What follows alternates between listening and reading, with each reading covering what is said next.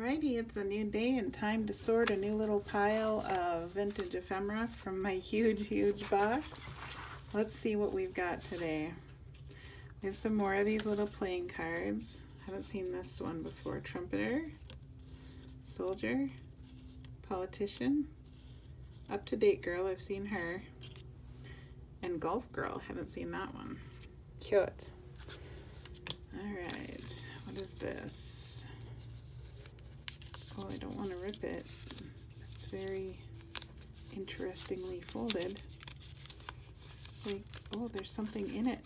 There's something in it. What is it? Oh,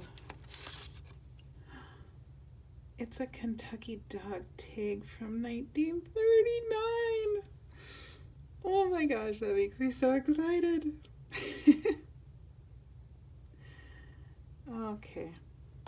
You know, I am so easily amused. This is the dog license that goes with that dog tag. It was $1 back in 1939. That's kind of a lot. All right. That was exciting. This is a tax receipt from 1897. $10.33. A little photograph and a letter in memory of George W. Hart, age 90 years, 1 month and 4 days, who departed this life on August 14th, 1945. Very sweet. Here's a couple grocery lists.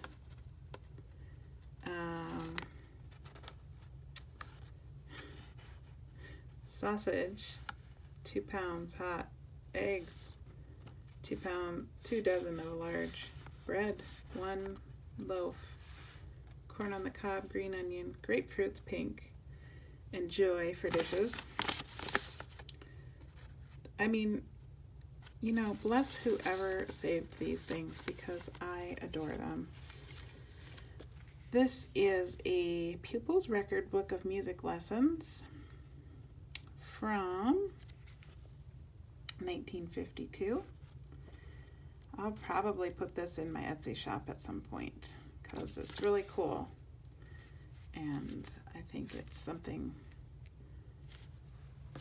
I mean, I could take it apart and use it for sure, but there's few, I can't use all of this stuff. I'm gonna have to share it. Supreme Forest Woodman's Circle, Omaha, Nebraska. So this is, so we had a return envelope. We have an application for reinstatement.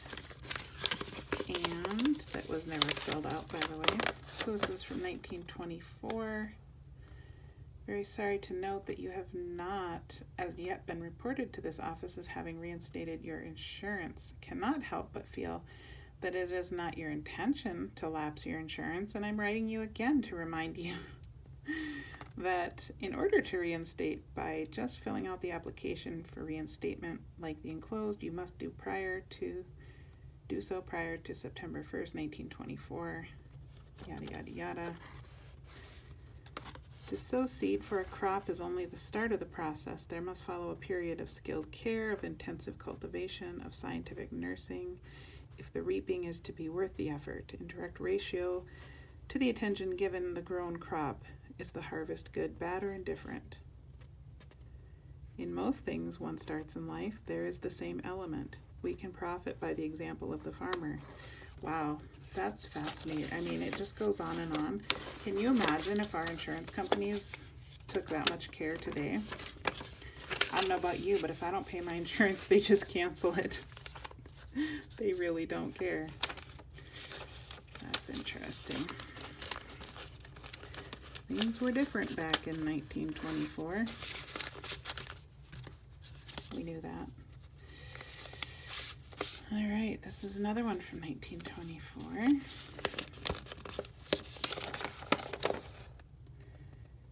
As you have already been informed through the columns of the official paper at the recent session of the National Council, blah, blah, blah, you will soon hold your annual election of officers.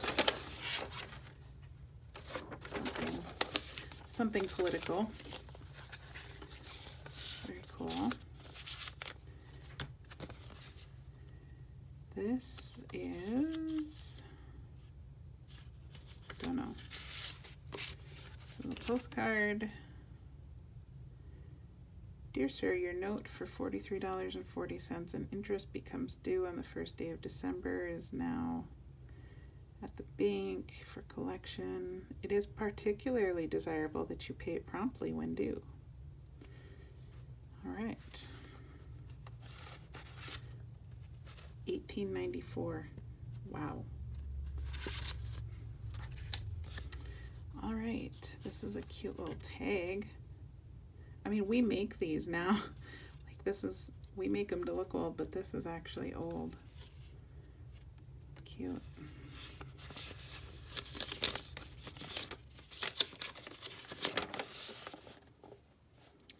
Good health products.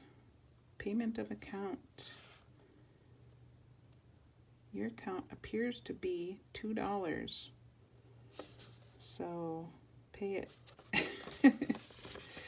What's it say on the back? Under the condition of the roads I can't get around and it is time for us to collect our old accounts, will you please send a check to that address?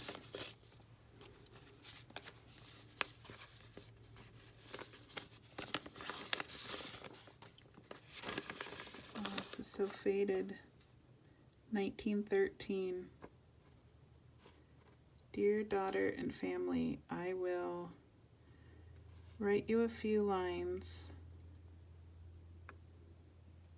I don't know. I'll have to really study this one. It's very light and cursive.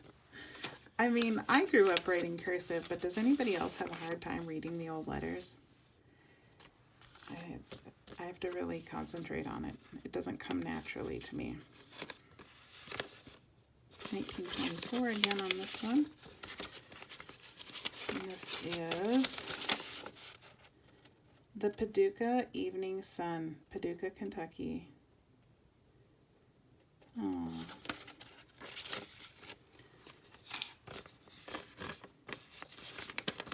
Juvenile application blanks or something.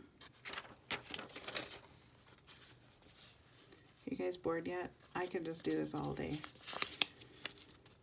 I figure if you're bored, you'll just click away, and that's all right. I'm not going to be offended.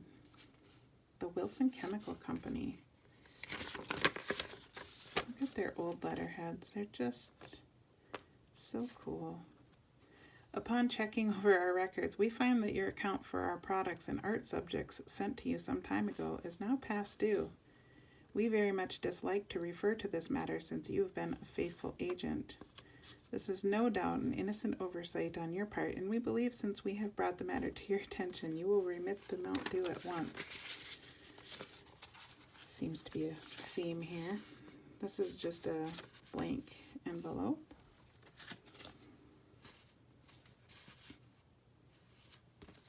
This is like an order form for a publication. Use this envelope in remitting to the Paducah Evening Sun. Lots of Paducah stuff. This is like, okay, I was going to say this is still sealed, but it's not. 1924. Another empty envelope. Oh, a greeting card. I love those 1-cent stamps. 1937, postmarked in Detroit, Michigan. Can we get it out? That's the question. There we go. Merry Christmas to Grandfather. From Arnold and Beulah.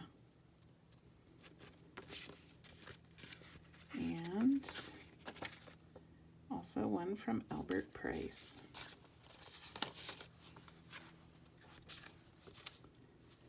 This must be another card. Greetings to Grandpa. Dear Grandpa, hope you have a nice Christmas, and Aunt Nettie and Uncle Melvin. Sherwood, sure, something here. Until, write to us sometime. Love from Troy, Clem children. Sorry, you guys. I struggle with the cursive.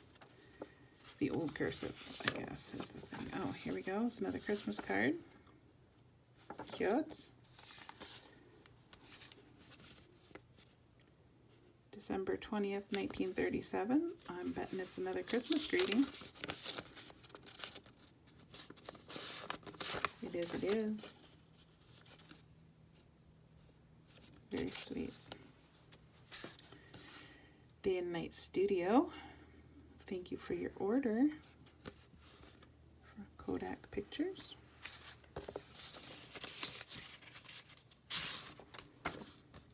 Father's Day wishes to grandfather. Adorable. July 8th, 1941.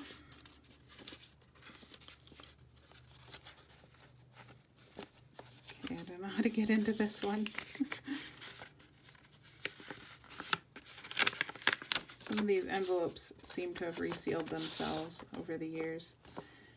It's another one to grandfather. You just don't see a lot of those. I mean, nowadays, like maybe I guess for birthdays to grandpa, but these seem to have like a greeting card for every season, which is cool. The Lost Art of Snail Mail. There's another. So sweet. Greetings and best wishes, especially for you. This card would be like $8 in Target now.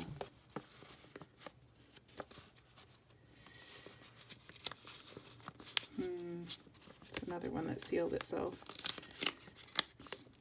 You could tell it was opened at one time.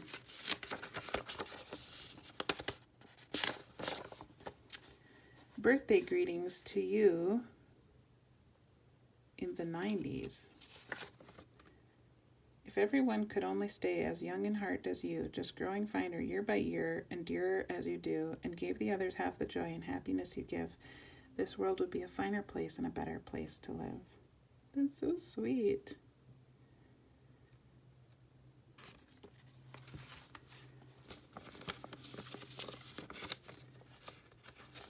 So, a happy birthday card. Look how pretty.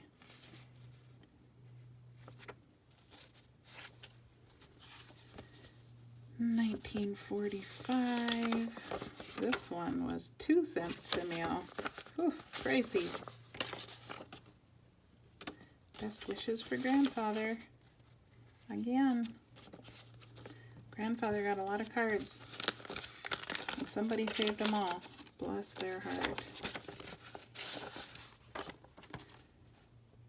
Tuesday is your birthday. That's a very specific card. Don't find those anymore, do you? Tuesday is your birthday. Oh, she's sweet. Here's a newspaper clipping. Don't know what it is. It's a very odd shape newspaper clipping. Some stocks. Oh, some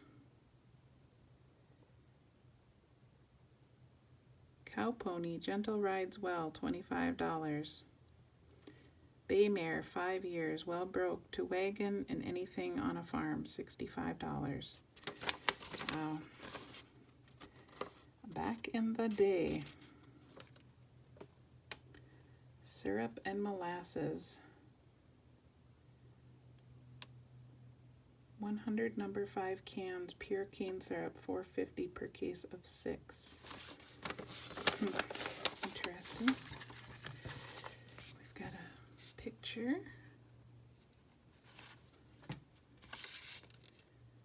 Oh, look at their clothes. I just love them. Oh my.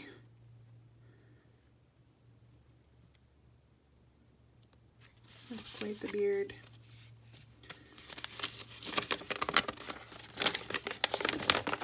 That's written with a fountain pen. Received of J.H.